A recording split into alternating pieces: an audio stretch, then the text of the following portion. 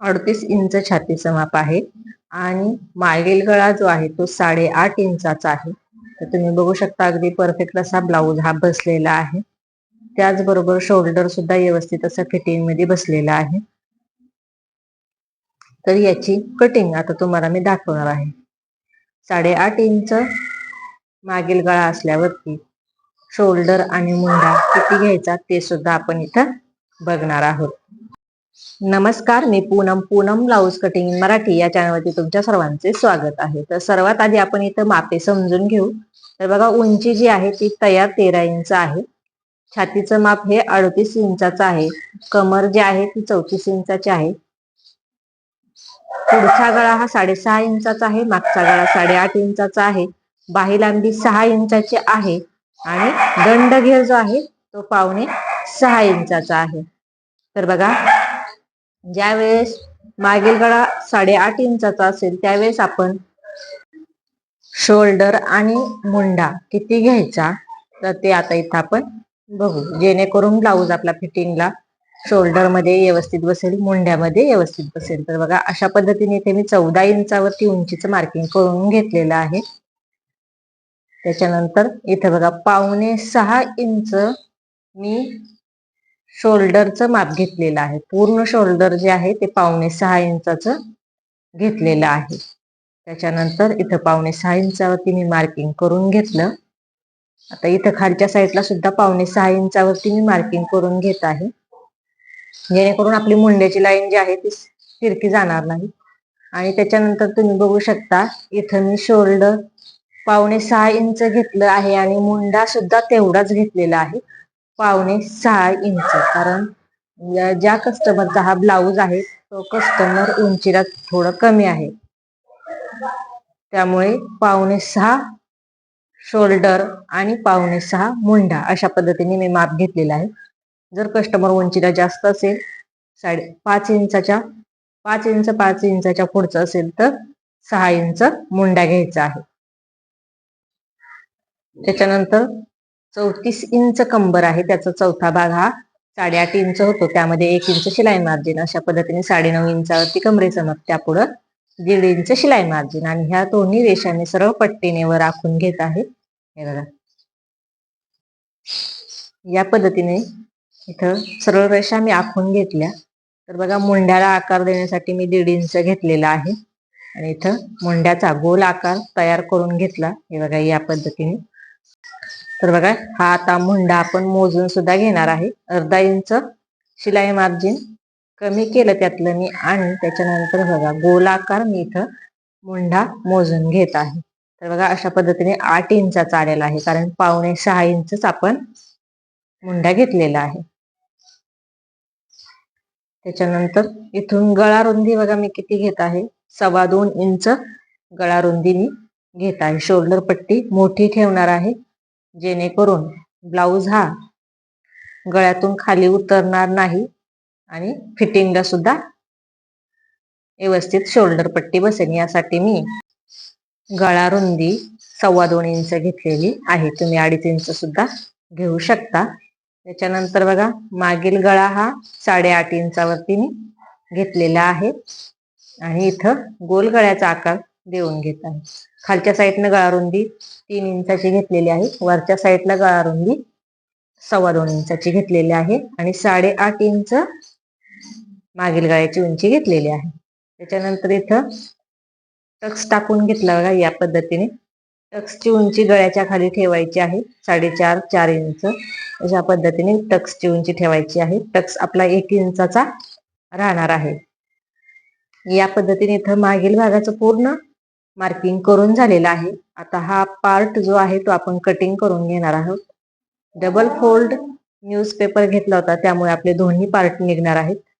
त्याच्यातला एक कटिंग करून आपण त्याच्यावरती कटोरी च माप टाकायला घेणार आहोत. तर आता इथं मागील भाग आपण कटिंग करून घेतला. हे बघा, या पद्धतीने. यामध्ये जर काही समजलं असेल तर तुम्ही मला कमेंट करून विचारू शकता.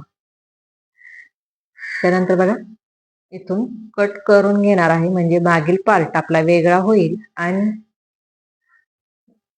एक पार्ट आहे त्याच्यावरती आपण कटोरीच्या बाजूचा पार्ट आणि योगपट्टी काढून घेणार आहोत. बघा हा पार्ट मी इथे घेतलेला आहे. याच्यावरती मी आधी मापे टाकून घेते.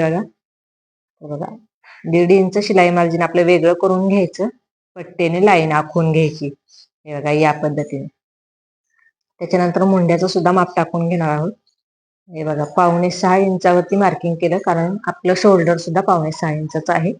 मुंड्याचं सुद्धा 5.25 इंचावरती मार्किंग करून घेतलं आणि ही लाईन सरळ आखून घेतली या पद्धतीने. आणि आता इथून 1 इंचावरती मार्किंग करून घ्यायचं. इथं गोलाकार देऊन घ्यायचा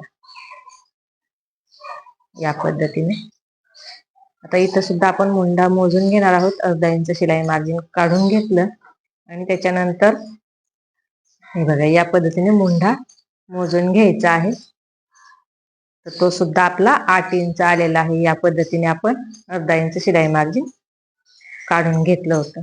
त्याच्यानंतर आता इथं आपण गळा रुंदी टाकून घेऊ. हे बघा या पद्धतीने 2.25 इंचावरती गळा रुंदी टाकायची आहे. पुढचा गळा जो आहे तो 6.5 इंचावरती मी घेतलेला आहे. वरच्या साईडला गळा रुंदी मी 2.25 इंच घेतलेली आहे. खालच्या साईडला 2.5 इंच घेतलेली आहे. आणि या पद्धतीने गळ्याचा इथे मी गोलाकार तयार करून घेतला. आता ही योगपट्टीचं माप बघा 2.5 इंचावरती मी टाकून घेत आहे या पद्धतीने. आणि ही लाईन पट्टीने सरळ आखून घेणार आहोत. आणि हे आता जेवढं आपलं राहिलेलं पार्ट आहे त्यामध्ये आपली कटोरी आणि कटोरीच्या बाजूचा पार्ट निघणार आहे. खालच्या साईडने 2.5 इंचाची योगपट्टी काढून घ्यायची आहे. नंतर उरलेलं जे वरती साईड आहे त्यामध्ये आपली कटोरी निघत असते. योगपट्टीचा इथे 1 इंचावरती आकार देऊन घेतला. इथून बघा मी घेतलेलं आहे हे बघा 4.25 इंच घेतलेलं आहे. कटोरीच्या बाजूचा पार्ट जो आहे तो मी 4.25 इंचाचा घेतलेला आहे. इथून हे बघा इथून केलेला आहे मी 2.5 इंचावरती मार्किंग आणि इथून खाली हे बघा 5 इंचावरती मार्किंग केलेलं आहे. आणि इथून आता कटोरीचा गोल आकार आपल्याला तयार करायचा आहे. हे बघा या पद्धतीने. यामध्ये जरी तुम्हाला काही समजलं नसेल तर तुम्ही मला कमेंट करून विचारायचं आहे. इथं पूर्ण पार्ट आपले मार्किंग करून झाले. आता हे कटिंग करून घेऊ. याच्यानंतर आपण कटोरी वाढवून घेणार आहोत पेपरवरती. हे बघा या पद्धतीने पुढचा गळा सुद्धा कट करून घ्यायचा आहे. त्याच्यानंतर हे बघा हे लक्ष देऊन कट करून घ्यायचं आहे. मुंडा जो आहे तो व्यवस्थित लक्ष देऊन कट करून घ्यायचा आहे. नाही तर आपला ब्लाऊज जो आहे तो इथंच बिघडतो. हे बघा या पद्धतीने कटोरी वेगळी करून घेतली.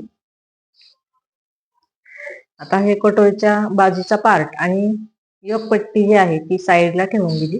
आणि आता ही कटोरी जी आहे ती आपल्याला पेपरवरती वाढवून घ्यायची आहे. तर सर्वात आधी काय करायचं आहे आपल्याला, ही कटोरी जी आहे ती आहे अशी आखून घ्यायची आहे. हे बघा या पद्धतीने पूर्ण कटोरी आहे अशी आपण आखून घेणार आहोत. हे बघा अशा पद्धतीने.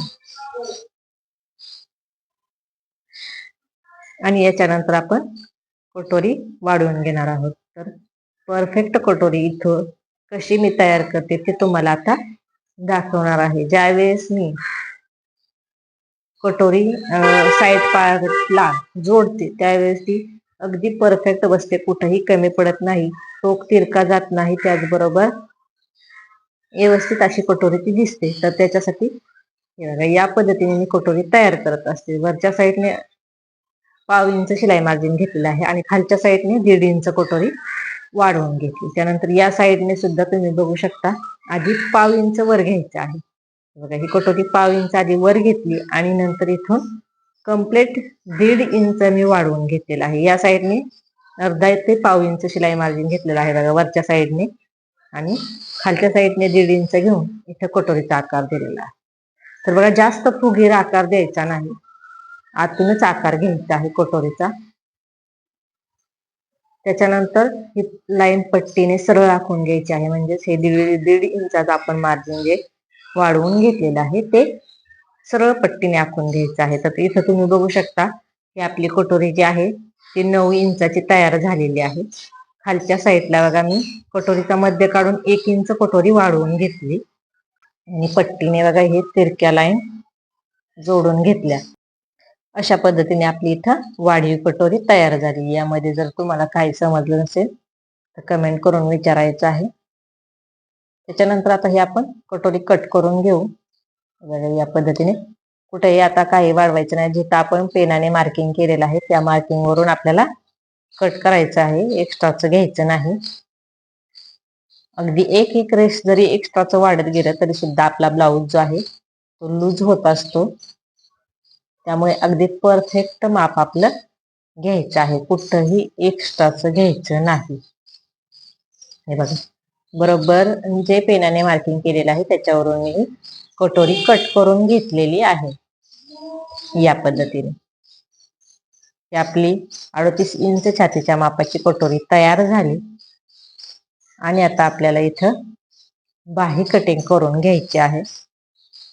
तर बघा बाही लांबी 6 इंच आहे आणि दंडघेर जो आहे तो 5.25 इंचाचा आहे. या मापानुसार आता आपण बाही कटिंग करणार आहोत. तर बघा 6 इंच बाही लांबी आहे, त्यामध्ये मी 1 इंच शिलाई मार्जिन घेतलेला आहे आणि 7 इंचावरती बाही लांबीचं मार्किंग केलं.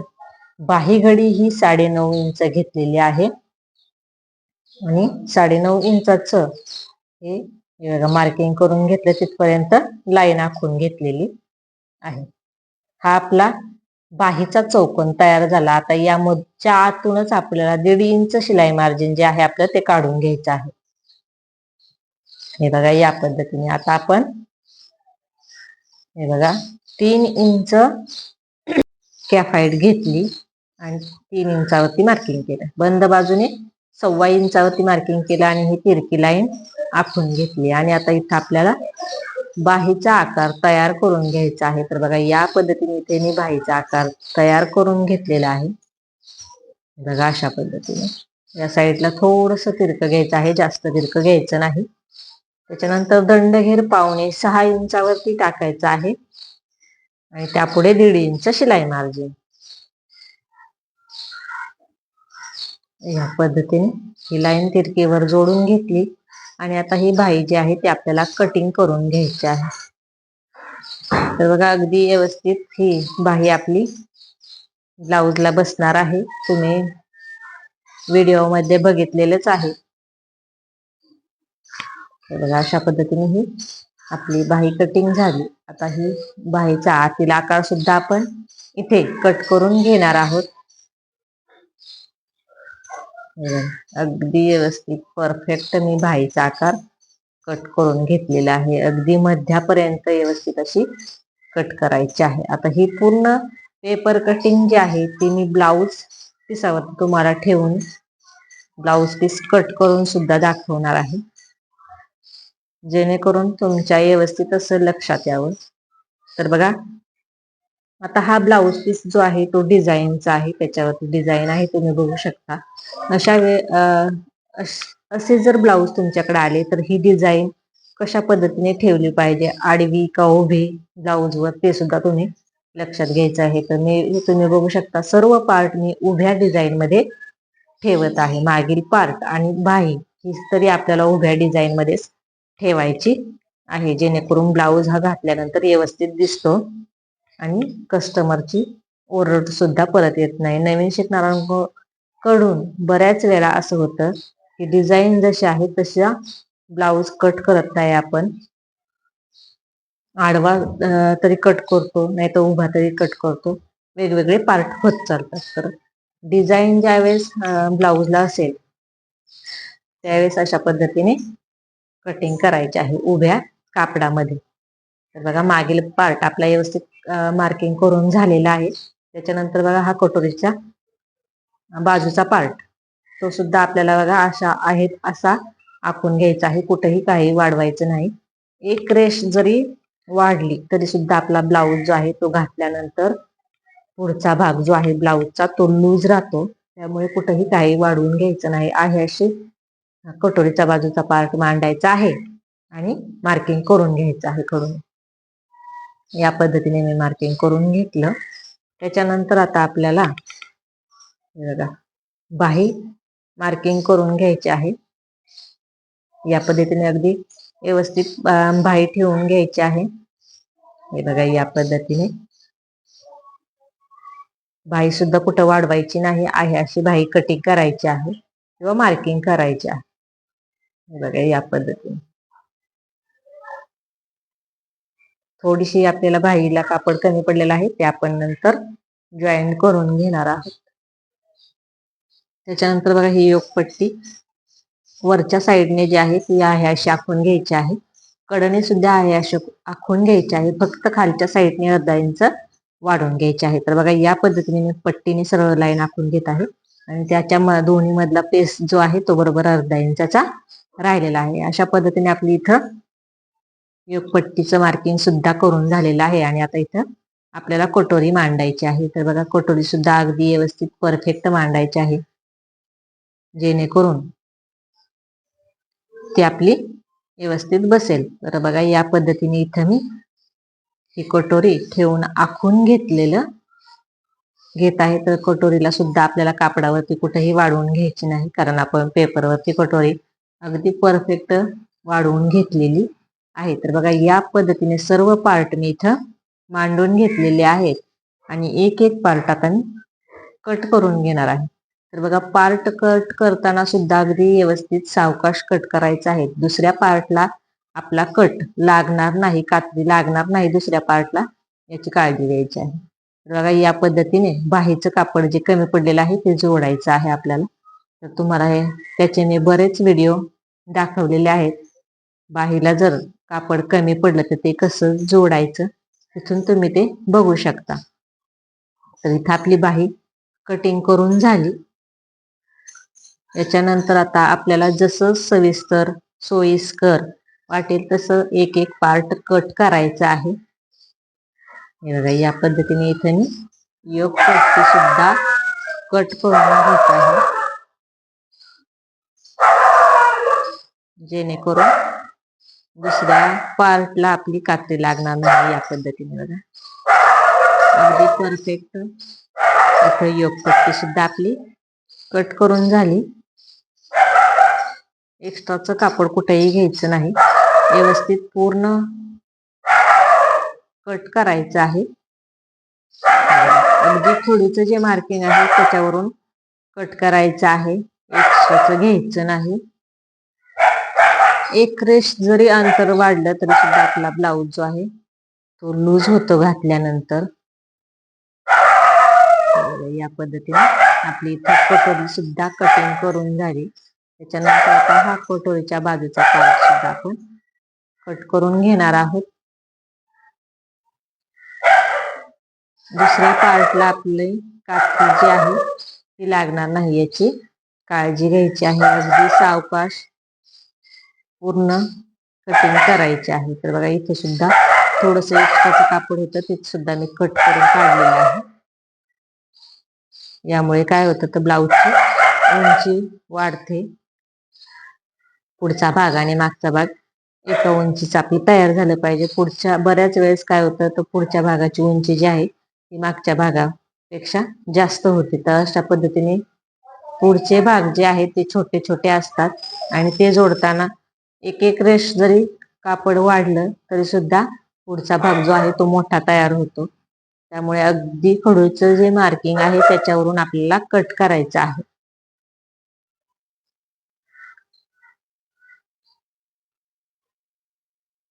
हे बघा, या पद्धतीने इथं मागील पार्ट सुद्धा मी कट करून घेत आहे. अशा पद्धतीने आपला मागील पार्ट कट झाला. इथं बघा, खालच्या साईडने सुद्धा थोडे एक्स्ट्राचं कापड आहे ते कट करून घ्यायचं आहे. या पद्धतीने मी ते एक्स्ट्राचं कापड कट करून घेतलं. त्याच्यानंतर बघा, आता इथं आपल्याला क्रॉस पट्टी डबल काढून घ्यायची आहे, कारण या ब्लाऊजला मी अस्तर लावणार नाही, बिना अस्तरचा ब्लाऊज आहे हा. त्यामुळे आपल्याला डबल क्रॉस पट्टी लागणार आहे. तर या पद्धतीने डबल क्रॉस पट्टी काढून घ्यायची आहे.